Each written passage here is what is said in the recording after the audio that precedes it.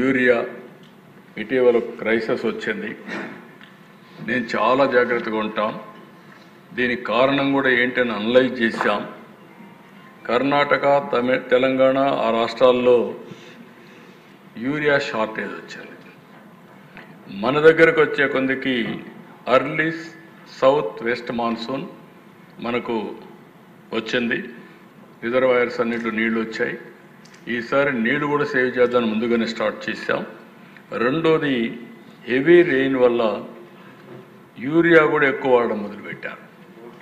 అంటే ఏదైతే అక్కడ వచ్చిన బూస్టర్ డోసేజెస్ ఇవ్వడానికి ఓసారి కొత్త ఫెర్టిలైజర్స్ కొట్టుకోబోతున్న ఉద్దేశంతో బూస్టర్ డోసేజ్ కూడా కొంత ఇచ్చారు. ఇంకొక పక్కన ఏదైతే ఫాడర్ కూడా కొంచెం ఉపయోగించే పరిస్థితికి వచ్చారు. ఇవన్నిటి వల్ల ఒక ప్యానిక్ రియాక్షన్ క్రియేట్ చేసే పరిస్థితికి వచ్చారు. లాస్ట్ ఇయర్ ఖరీఫ్లో మీరు చూస్తే 5,77,418 మెట్రిక్ టన్నులు వాడారు. ఈ సంవత్సరం మీరు చూస్తే 5,77,418. ఈసారి 7,01,167 మెట్రిక్ టన్నులు, అంటే 21% ఎక్కువ వాడారు. 21% ఎక్కువ వాడినా, అందుబాటులో కూడా పెట్టినా, ఈరోజు పై స్లైడ్లో మీరు చూస్తే ఖరీఫ్ 25 అలాట్మెంట్ 16,76,000 మెట్రిక్ టన్నులు. Balance as on 1/4/25 7,14,000. రిసిప్ట్ 15,31,000. రెండు కలిపితే 22,45,000. సేల్స్ 16,91,000. ప్రజెంట్ అవైలబిలిటీ 5,54,000 ఉంది.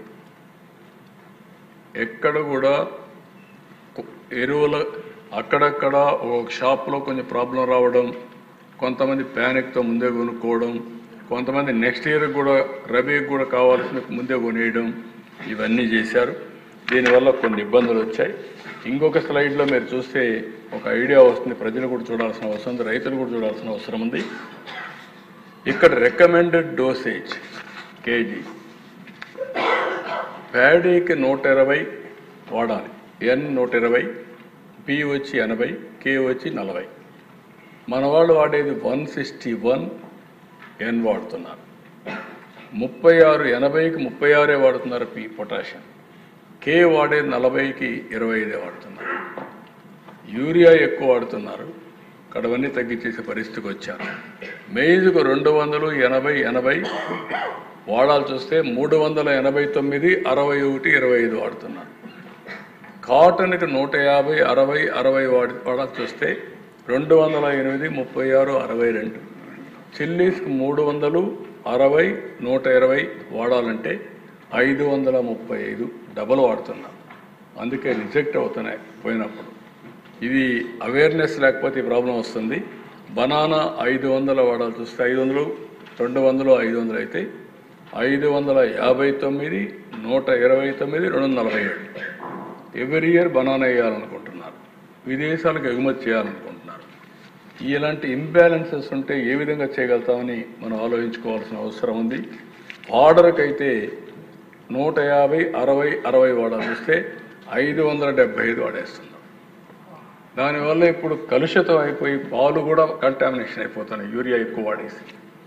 ఇప్పుడు అలాంటి పరిస్థితులు వస్తున్నాయి.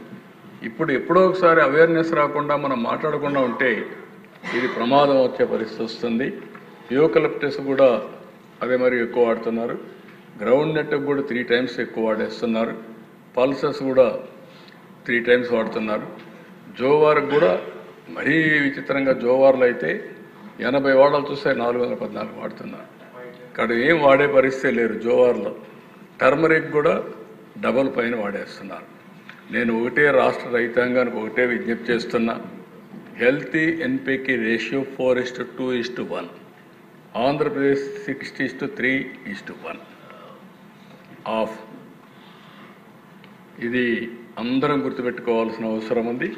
ఇది మనం అందరినీ, మన వాళ్ళ రైతాంగాన్ని సిద్ధం చేయాలి, చైతన్యం చేయాలి.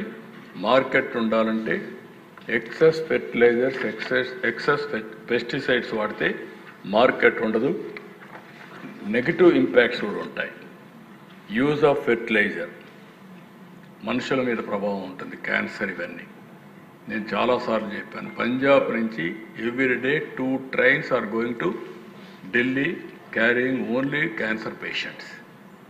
ఆంధ్రప్రదేశ్లో కూడా 5th లార్జెస్ట్ డిసీజ్, అంటే ఎక్కువ మంది క్యాన్సర్ ఉండేవాళ్ళు 5వ డిసీజ్ క్యాన్సర్ మన దగ్గర. ఫస్ట్ డయాబెటిక్ ఇవన్నీ వస్తాయి, దీంట్లో 5వది ఇది వస్తూ ఉంది. దీనివల్ల సాయిల్ హెల్త్ పూర్తిగా పతనమయ్యే పరిస్థితి వస్తుంది, పంటలు కూడా రావు. నేను అందుకే 2-3 సార్లు చెప్పాను, మనిషికి స్టీరాయిడ్స్ ఎట్లనో పొలానికి కూడా కెమికల్ ఫెర్టిలైజర్స్ అంతే. స్టిమ్యులేట్ చేయడానికి ఉపయోగించాలి తప్ప అదే ఎరువు అనుకుంటే మాత్రం చాలా ప్రమాదాలు వస్తాయి. అదే జరుగుతూ ఉంది. Use of fertilisers impact plant health కూడా దెబ్బతింటా ఉంది. ఈ విషయం అందరూ గుర్తుపెట్టుకోవాల్సిన అవసరం ఉంది. అందుకే నెక్స్ట్ సీజన్ నుంచి పెద్ద ఎత్తున అవేర్నెస్ ప్రోగ్రాం పెట్టి రైతుల్లో అవేర్నెస్ తీసుకొచ్చి, నేను అనుకోవడం ప్రతి ఒక్క రైతుకు అవసరమైతే పొలం దగ్గరనే తీసుకుపోయి ఎరువు ఇచ్చే కార్యక్రమానికి శ్రీకారం చుడతాం. ఎంత అవసరమో అంత, ఏ టైంలో అవసరమో ఆ టైంలో వాళ్ళ దగ్గర ఇస్తాం. ఈరోజు మనం అందరం కూడా రేషన్ ఇస్తున్నాం. రేషన్కి ఆధార్ పెట్టాం, ఆధార్ అథెంటికేషన్తో పోర్టబుల్ కూడా పెట్టాం. ఎక్కడ కావాలంటే అక్కడ వాళ్ళ బంధువుల ఇంట్లో ఉంటే అక్కడ కూడా తీసుకునే విధంగా మనం పెట్టాం. పెన్షన్ అదే మరికి ఇస్తున్నాం. సేమ్ ప్రొసీజర్ పెట్టి రైతులకు ఎక్కడా ఎరువు కొరత లేకుండా ఆధార్ అథెంటికేషన్తో ఎంత ఎరువు కావాలనో అంత ఎరువు ఇచ్చే బాధ్యత ఈ ప్రభుత్వం తీసుకుంటుందని చెప్పి రైతాంగానికి భరోసా ఇస్తున్నా. రెండో విషయం కూడా ఒక పక్క ఇది చేస్తూనే ఇంకొక పక్కన మైక్రో న్యూట్రియంట్స్ ఉచితంగా ఇస్తాం. సాయిల్ని ఫెర్టిలైజ్ చేయడానికి మైక్రో న్యూట్రియంట్స్ ఏవైనా డెఫిషియన్సీ టెస్టింగ్ కూడా ఉచితంగా చేపిస్తాం. ఉచితంగా టెస్ట్ చేసి సాయిల్ టెస్టింగ్ చేసి మైక్రో న్యూట్రియంట్స్ ఇచ్చి తద్వారా కెమికల్ ఫెర్టిలైజర్స్ని తగ్గించే కార్యక్రమానికి శ్రీకారం చుడతామని చెప్పి కూడా నేను మీకు తెలియజేస్తూ, ఇంకొక పక్క పిఎం ప్రణామ్ ఒక ప్రోగ్రాం ఉంది. దీంట్లో 3 సంవత్సరాల ఆవరేజ్లో ఫెర్టిలైజర్స్ యూటిలైజేషన్ తగ్గిస్తే ఆ డబ్బులు రాష్ట్ర ప్రభుత్వానికి ఇస్తామని చెప్పి గవర్నమెంట్ ఆఫ్ ఇండియా ఒక నిర్ణయం చేశారు. ఆ నిర్ణయం ప్రకారం నేను ఒకటే అనుకున్నాను, గవర్నమెంట్ ఆఫ్ ఇండియా డబ్బులు మనకిస్తే అవసరమైతే మన డబ్బులు ఎంత, వాళ్ళు ఇచ్చిన డబ్బులంతా తిరిగి ఆ రైతుకు దామాషా ప్రకారం కెమికల్ ఫెర్టిలైజర్ సేవ్ చేస్తే ఆ డబ్బులు రైతుకి ఇచ్చేస్తాం. రఫ్గా వాళ్ళు చెప్పింది ఒక బస్తాకి 800 రూపాయలు అన్నారు. ఆ 800 రూపాయలు రైతుకి ఇచ్చేదానికి సిద్ధపడతాం. తద్వారా కెమికల్ ఫెర్టిలైజర్స్ తగ్గించడం కోసం ముందుకు పోతాం. ఇంకొక పక్కన సర్టిఫికేషన్ అండ్ ట్రేసబిలిటీ, అగ్రికల్చర్ మొత్తానికి 3 విధాలుగా చేస్తున్నారు. National programme for organic production certification process ఒకటి, ఇంకొక పక్క PGS India participatory guarantee system certification process, మూడోది GAP India good agriculture practices group mode through FPO individual mode certification process.